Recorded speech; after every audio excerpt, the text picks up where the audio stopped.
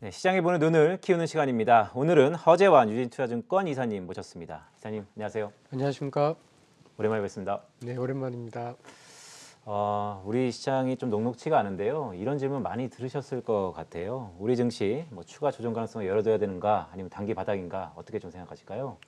일단 바닥은 거의 지나왔다고 생각을 하고 있는데요. 근데 이제 이렇게 급락한 이후에 주식시장의 바닥은 뭐 많이들 흔히들 얘기를 하긴 합니다만은 가격 조정 이후에 이제 기간 조정이라는 것들이 필요하기 때문에 적어도 한 달 정도는 추가적으로 이제 바닥을 한번 더 그 형성하는 시기가 좀 필요하지 않나라고 판단을 좀 하고 있습니다. 뭐 지금 코스피가 뭐 3,300선에서 거의 이제 반년 만에 이제 2,600대까지 갔다가 지금 겨우 반등해서 이제 2,700선인데요. 이제 2,600이라는 어떤 지수대가 지금 올해 그 상장 기업들의 이익의 수준과 비교를 해봤을 때 어느 정도 레벨이냐면 올해 그 코스피 영업이익이 작년보다도 한 10% 가까이 떨어진다라는 것들이 반영된 지수가 코스피 2,600대입니다. 뭐 아무리 뭐 올해 경기가 상당히 안 좋고 미국이 연준이 금리를 계속해서 올린다고 하더라도 사실 한 해에 코스피 영업이익이 10% 정도 조정을 받는다라는 것은 상당히 악재를 많이 반영한 수준이기 때문에 여기서 더 가격 조정이 있을 거다라고 보고 있지는 않고요. 다만 이제 급락한 이후에 투자 심리가 또 회복이 되기까지는 아직까지는 조금 그 경기나 실적에 대한 어떤 자신감이 없는 상황이기 때문에 이런 것들을 확인하기 위한 시간은 좀 필요하다라고 생각하고 있습니다. 네, 말씀 주신 것처럼 사실 기간 조정은 조금 필요해 보인다라는 말씀으로 저희가 이해해도 되겠습니까? 네, 그렇습니다. 네, 그렇다면 긴축 국면에서 우리 투자자들의 살 길은 도대체 어디에 있다고 보시나요? 예, 많은 분들이 이제 그 기축 국면이다라고 하면 일단은 멀티플이 비싼, 즉 PR이 높은 종목은 피하고 PR이 낮은 소위 말하는 이제 가치주들의 관심을 많이 갖는 것 같습니다. 그리고 실제로 이제 뭐 최근 주식시장 입장에서 봤을 때도 미국도 그렇고 저희도 그렇고 PR이 상대적으로 낮은 종목들이 상대적으로 좀 선방을 했기 때문에 그런 쪽으로 좀 관심들이 많이 갖게 마련인데요. 근데 이제 제가 보는 관점에서는 이 긴축이 뭐 한 번, 두 번으로 끝나지 않고 적어도 내년 상반기까지 쭉 이어진다라고 보면은 이렇게 미국 긴축이 좀 더 가팔라지고 성장률이 더 가팔라지기보다는 떨어지는 국면에서는 이익 마진이 높은 업종에 관심을 가질 필요가 있다라고 생각을 하고 있습니다. 사실 좀 냉정하게 보면 저희 한국 기업들과 미국 기업들을 비교를 해봤을 때 이익 마진에 있어서 차이가 좀 많이 나긴 합니다.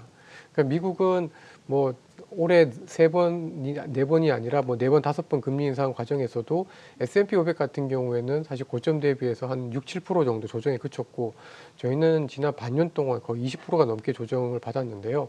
물론 이제 LG 에너지 솔루션과 같은 어떤 수급에 대한 부담도 있긴 했습니다만은 미국 기업들, 특히 S&P 500 기업들의 ROE는 평균 20%가 넘는데 저희는 이제 10%대 수준인 것 같습니다. 그러니까 이제 적어도 밸류에이션에 있어서 이제 2배 가까이 차이가 있다라는 측면에서 보면은 미국 기업들이 훨씬 더 좀 더 조정을 먼저 받고 세게 최근에 받긴 했습니다만은 그래도 미국 기업들의 어떤 이익 마진이 높은 업종이나 그런 시장들이 상대적으로 훨씬 더 견디기가 좀 낫지 않을까라는 생각이고요. 이런 관점에서 봤을 때 저희도 이익 마진이 굉장히 좀 높은 쪽 그리고 경기와 상관없이 좀 덜 빠지는 쪽에 초점을 맞춰야 되지 않나라고 판단을 하고 있습니다. 참 한국과 미국이 어떻게 보면 산업 전반적인 기업의 포지션이 미국이 훨씬 더 돈을 좀 많이 벌 수 있고 성장성이 높은 기업에 좀 포진되어 있다는 생각도 있는데요. 최근 미국에서 빅테크들의 하락이 좀 심하지 않습니까? 조심스럽게 좀 예견할 수 있는 것 같은데 장기적으로 보면 어떨까요? 저는 뭐 빅테크 기업들이 끝났다라고 보고 있지는 않습니다. 근데 이제 최근 들어서도 보면은 실적에 따른 어떤 주가 반응이 되게 극단적이지 않습니까? 뭐 메타, 페이스북은 굉장히 안 좋고 또 그에 반해서 애플이나 또 뭐 마이크로소프트는 또 괜찮고 이제 이런 것들이 굉장히 극단적으로 깔리는데요. 제가 이제 뭐 매출이나 이익 마진을 이렇게 쭉 살펴보면 결국 코로나19 이후에 좋아졌다가 급격히 좀 그 성장률이나 이익 마진이 나빠지는 쪽의 산업 뭐 기업들의 주가는 여지없이 좀 속된 말로 박살이 나고 있고 반대로 이거를 견뎌내는 업종들 또는 기업들은 주가가 좀 지지부진하다가도 이제 이겨내는 그런 모습들을 보여주었습니다. 결국 앞으로 빅테크가 안 된다라기보다는 이제 코로나19 이후에 어떤 특혜가 이제 좀 지나가고 이제 일반적인 성장 국면에 있어서 이익 마진을 지켜낼 수 있는 마이크로소프트나 그 애플과 같은 기업들은 그래도 꾸준히 좀 좋아질 것 같고요. 반면에 이제 이익의 어떤 그 이익률이 좀 많이 떨어지는 페이스북이나 뭐 넷플릭스 같은 기업들은 상승 대열에서 좀 그 이탈하는 쪽의 흐름, 즉 빅테크 기업들 내에서도 이제는 따로 가는 흐름을 좀 예상을 좀 해봐야 될 것 같습니다. 네, 이익에 따라서 빅테크 안에서도 사실 살짝 양극화 비슷하게 좀 벌어질 거다라는 말씀을 주셨는데요. 최근 기업별로 4분기 실적 발표를 보내고 있습니다. 이사님 어떻게 보셨을까요? 사실 뭐 걱정했던 것보다는 실적이 나쁘진 않은 것 같아요. 그러니까 미국 기업들 같은 경우에 지금 예상치를 상회하는 비율이 한 75% 정도 되거든요. 근데 이제 지난 3년 동안의 평균이 75에서 76%이기 때문에 뭐 그냥 쏘쏘하다, 나쁘지 않다라는 정도인데 조금 이제 그 마음에 좀 걸리는 거는 이익을 비트하는 비율, 그러니까 이익을 상회하는 비율 자체는 지난 분기보다는 확실히 좀 많이 떨어졌습니다. 그러니까 그만큼 뭐 원자재 가격 올라가고 노동 비용 올라간 비용들 때문에 이익 마진이 조금 안 좋아진 거는 사실인 것 같고요.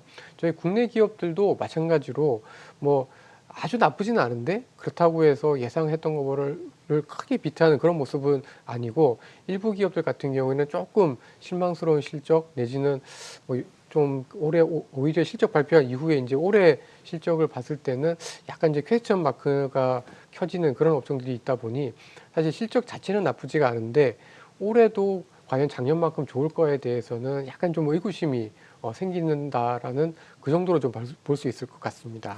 네, 4분기에 이어서 올해 1분기도 살짝 실적은 조금 기스가 날 가능성도 저희가 염두에 둘 필요가 있다라는 말씀을 주셨는데요. 최근 정부가 MSCI 지수 편입에 네. 관련돼서 글쎄요, 외환시장 거래 시간을 대폭 연장했다고 합니다. 저희가 애널리스트 참 힘들겠는데요. 환율에는 어떤 영향이 있을까요? 뭐 사실 환율이라는 것이 뭐 그런 제도도 중요하지만 사실 이제 그 국가의 경쟁력 그리고 그 국가의 어떤 기업의 경쟁력이 훨씬 더 중요하기 때문에 뭐 그 이 개장 시간을 연장을 하고 이런 것들의 어떤 자체가 크게 영향을 주지는 못할 걸로 판단을 좀 하고 있습니다.